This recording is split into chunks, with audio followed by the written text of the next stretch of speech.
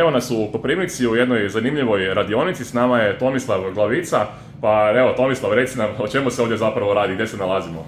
Evo, mi se nalazimo sad u Koprivnici, u Domžalskoj 3 i ovdje radimo baterije, 3D printanja, ali najviše baterije radimo za litijanske baterije za električna vozila, za kućanske uređaje, bušilice, električne automobile i tako dalje. Ovdje možemo baš vidjeti jednu bateriju za električni bicikl, 48 V sa LG ćelijama.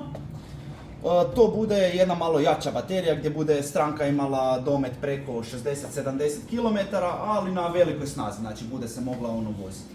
Pa imamo ovdje dalje u nastavku. Ovdje vidimo u nastavku kako se puni jedna baterija za solarni sustav.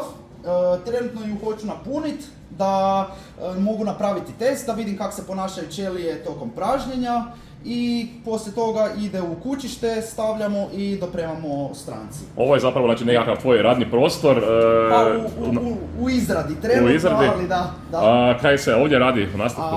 Ovdje imamo stanicu za lemljenje i gdje stavljamo elektroniku, znači gdje dolazi gotova baterija. Ovo je gotova baterija, moram sad skinuti elektroniku s nje. Ovdje mi se nalazi lemelica gdje uz pomoć lemelica mogu skinuti elektroniku i staviti drugu elektroniku gore. Ili ako nešto drugo trebam, za šarafanje, zašarafiti ili nešto slično.